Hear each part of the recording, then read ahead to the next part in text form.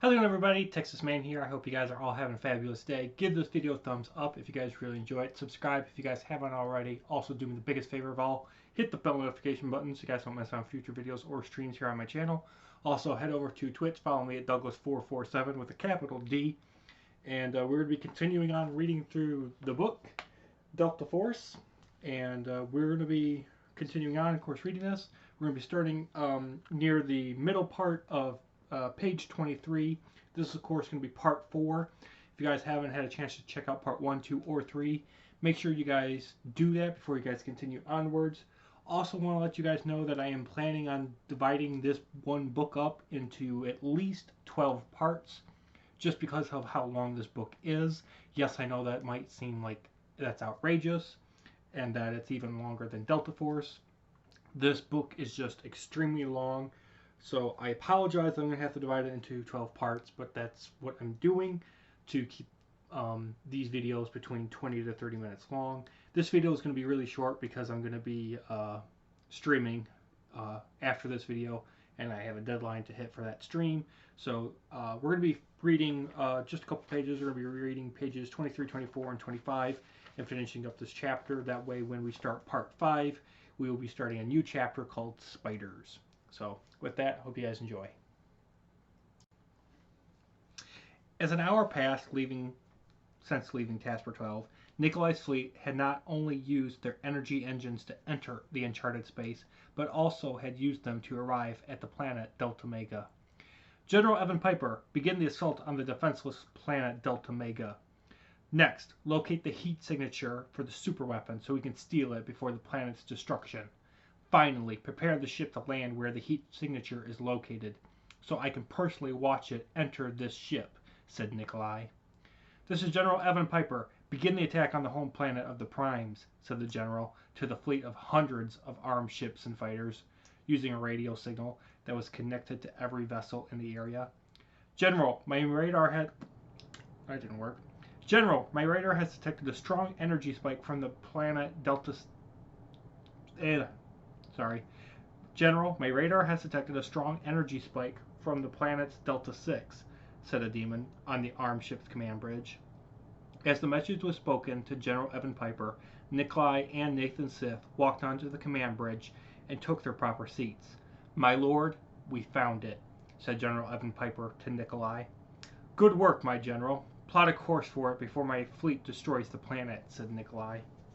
While the armed ship, the evil leaders were on board, prepared to land on Delta 6, near Andrew and Amanda's house, the following was occurring worldwide. Ships were punching holes throughout the planet's core, while fighters were bombing the civilians on a peaceful planet. The members of the Council of Flint did not even make it out of the government headquarters and into the bomb shelter. It was a total massacre. It was total annihilation. Bombs continued to rain down around the barn as Andrew fired up the time machine. Amanda placed her superweapon in the place to be the first object transported through the portal. Officer Reyes, President Jeremy, Cedar, and the other 10 police officers were able to speak now and were regaining the ability to stand up. What are you doing? Asked President Jeremy. The planet is under attack, Mr. President, and it's all you're doing. My wife and I are going back in time before this planet was created to prevent you from ordering the Primes to no longer need the assistance from the Corps. Because we have no military alliance with the Corps and no army of our own, this planet will die within minutes, said Andrew. Andrew was at the box of the time machine and was typing in stuff on the control panel. Bombs continued to rain down around the barn and destroy several of the houses only 500 feet away. Activating the time machine for the first time on April 29th, 4440, said Andrew. Andrew pressed a button on the control panel and everyone watched as blue energy fired out of the box into a very, very powerful cord and a large circle made of steel. And around a large circle made of steel 20x. Suddenly, a blue bubble was formed in the interior of the circle, forming the portal to travel through time. Amanda used the controls on the superweapon and led her invention through the portal. Once the superweapon rolled into the bubble, it disappeared from everyone's sight in the barn. Andrew continued to press buttons on the time machine's control panel to bring only selected people and objects through the time machine. Andrew had selected people and objects that would help the two primes to reset the future from all over the universe. He programmed the device to transport anyone alive in the barn into the portal without even having to walk into the portal. Andrew finished his configuration of the time machine while Officer Reyes, President Jeremy, Cedar, and 10 police officers began to stand up, using their pistols on the lawbreakers. "We will see you soon," said Andrew. The President, Cedar, and the police officers watched as Andrew and Amanda walked through the portal and disappeared from their sight. "What do we do now that they are gone?" asked Officer Reyes. "I'm not sure," replied President Jeremy. Suddenly, the barn doors were opened. A group of demons raced inside of the structure and blasted the 10 officers and Cedar with death guns, causing the bodies to turn to dust. Officer Reyes and President Jeremy ducked behind the cover of wooden boxes and returned fire with their pistols. Nikolai, Nathan, and General Evan entered the barn and hid behind cover with the demons attacking. "Sir, we don't have enough ammunition to kill everyone in this barn."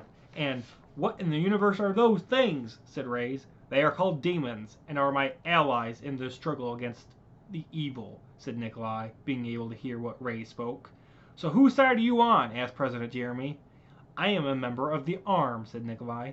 "I've never heard of the Arm before," replied the President. "That is because we are a secret part of the Corps that helps destroy the forces of evil," said Nikolai, continuing to lie. If what you say is true, why are you attacking this planet?" asked Reyes. "Because this planet is evil," answered Nikolai. Nikolai dashed from behind cover, leaped into midair, and turned on his 2 red lightsabers and landed behind Jeremy and Raz. Jeremy and Raz looked behind themselves to see Nikolai, and 2 seconds later had their heads chopped off. Nikolai turned off his lightsabers and looked at the time machine, realizing the superweapon must have been transported into the portal, which was still open. Suddenly, a blast of light flashed out of the time machine's portal. All around the universe, selected people and objects entered the portal, including the Arm, as if they were thought of as good guys. Once everything was transported into the portal, the time machine shut down, and a loud booming sound was heard throughout the universe.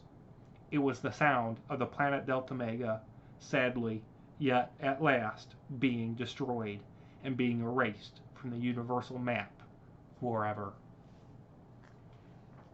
That's going to do it for me, guys. Look forward to part 5 coming out very soon. You guys have a great day.